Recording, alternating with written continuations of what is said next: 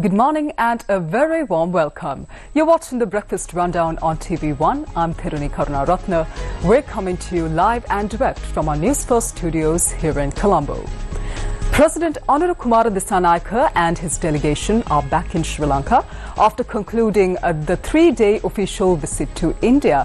We have details on this story on the Breakfast Rundown this morning, as well as details on the parliamentary debate that is scheduled to take place today, a key development regarding the provincial council elections of Sri Lanka, the importation of rice to Sri Lanka, as well as several other important local stories. And as much as international news is concerned, news this morning is coming in from the Middle East, Syria to be specific, as well as the United States. Stay tuned with us. We have all the news in detail. Let's move on to the top local story for this morning.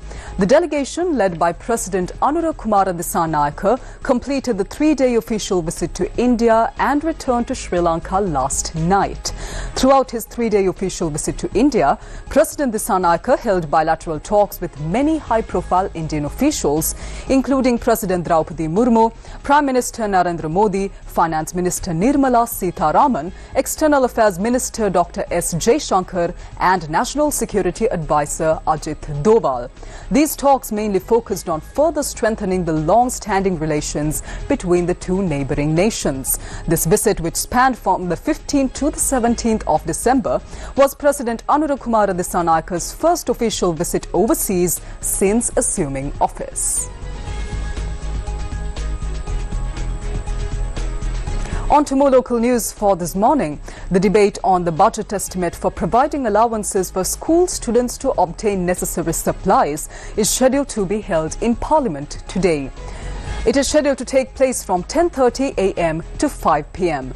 The Parliament adjournment debate will thereafter take place from 5 p.m. to 5:30 p.m.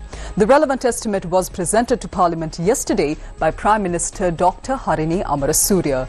Under this new government initiative, starting from next year, school students will be entitled to an allowance of 6,000 rupees for school supplies, and this is set to benefit 1,025,000 students.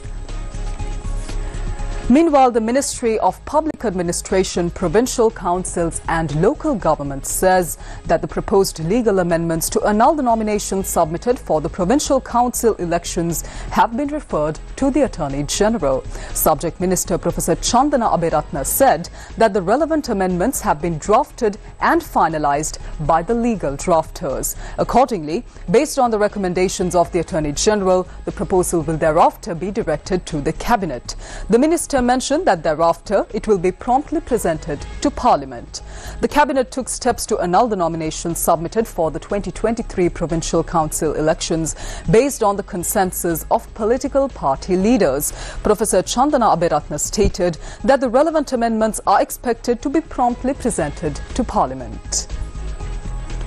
Now, the Sri Lanka State Trading Corporation says that the government has delayed the importation of rice stocks to the country.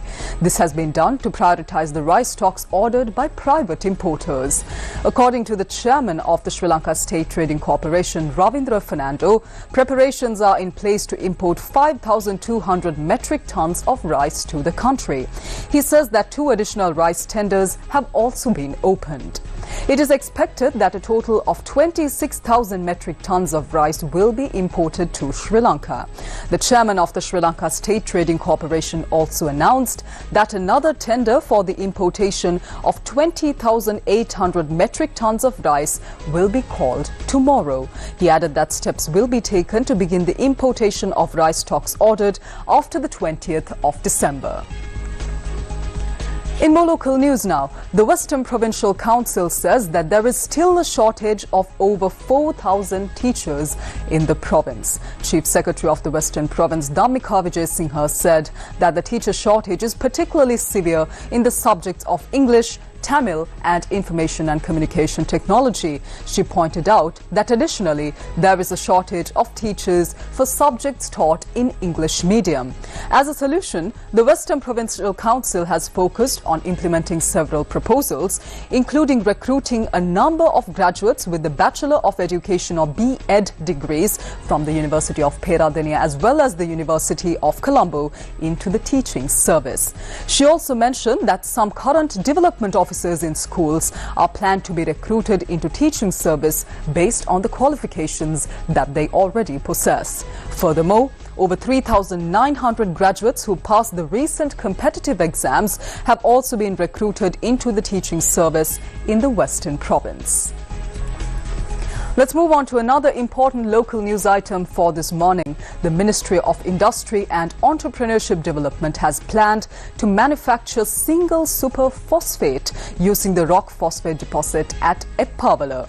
The ministry noted that the phosphate deposit is currently being provided as raw material to local fertilizer manufacturers. Annually, the government spends approximately 8 billion rupees on importing triple superphosphate or TSP. The ministry says that by effectively utilizing the rock phosphate reserve at Eppavala, the opportunity arises to produce single superphosphate within the country itself, and that revenue can be generated through the export of this product. Accordingly, a plan is set to be developed through an investor. The Ministry of Industry and Entrepreneurship Development added that the cabinet paper has been submitted to proceed with this initiative. The Eppavala rock phosphate deposit spans over 500 acres of land. On to your weather update for this morning now. The Met Department says that the low pressure area over the southwest Bay of Bengal is currently located to the east of Sri Lanka, and it is expected to gradually move west-northwestwards. Let's move on to your weather forecast for today. Several spells of showers will occur in the northern and north-central provinces and in the Trincomalee district. Showers or thunder showers may occur at a few places in the Uva and central provinces and in the Ratnapura, Batiklo, Ampara and Hambantota districts during the evening or night. A few showers are likely over the northwestern and western provinces during the morning as well. Fairly strong winds of about 30 to 40 kilometers per hour can be expected at times over the northern and north-central provinces and in the Trincomalee district. And as always, the general public is requested to take adequate precautions to minimize damages caused by temporary localized strong winds and lightning during these thunder showers. Well, shifting your attention to news overseas for this morning, an international war crimes prosecutor said yesterday that evidence emerging from mass grave sites in Syria has exposed a state-run quote-unquote machinery of death under toppled leader Bashar al-Assad, in which he estimated more than 100,000 people were tortured and murdered since 2013.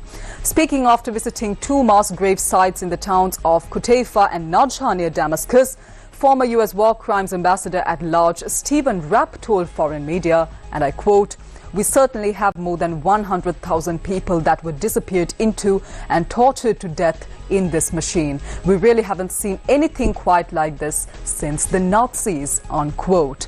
Rapp is an official who led prosecutions at the Rwanda and Sierra Leone war crimes tribunals and is working with Syrian civil society to document war crimes evidence and is helping to prepare for any eventual trials. Hundreds of thousands of Syrians are estimated to have been killed since 2011, when Assad's crackdown on protests against him spiraled into a full-scale war in the country. Both Assad and his father Hafiz, who preceded him as the president and died in 2000, have been long accused by rights groups and governments of widespread extrajudicial killings, including mass executions within the country's prison system and using chemical weapons against the Syrian population. Our second international news item is coming in from the United States. Luigi Mangione has been charged with first-degree murder in the killing of United Healthcare CEO Brian Thompson. Let's see what New York District Attorney Alvin Bragg had to say about this. We are here to announce that Luigi Mangione, the defendant, is charged with 1 count of murder in the first degree and 2 counts of murder in the second degree, including 1 count of murder in the second degree as an act of terrorism for the brazen, targeted, and premeditated shooting of Brian Thompson, who, as you know, was the CEO of United Healthcare. Well, Mangione is scheduled to appear for a court hearing on the 19th of December over whether he will be extradited to New York on the charges, though Bragg suggested the suspect may not fight extradition. The extradition proceeding is scheduled for the same day as Mangione's preliminary hearing on gun-related charges in Pennsylvania. Well, that news item brings to a close this morning's edition of the Breakfast Rundown on TV1. I'm Therunee Karunaratne. I'll see you once again right here on TV1 at 7 a.m. tomorrow. Until then, take care. Have a wonderful day ahead.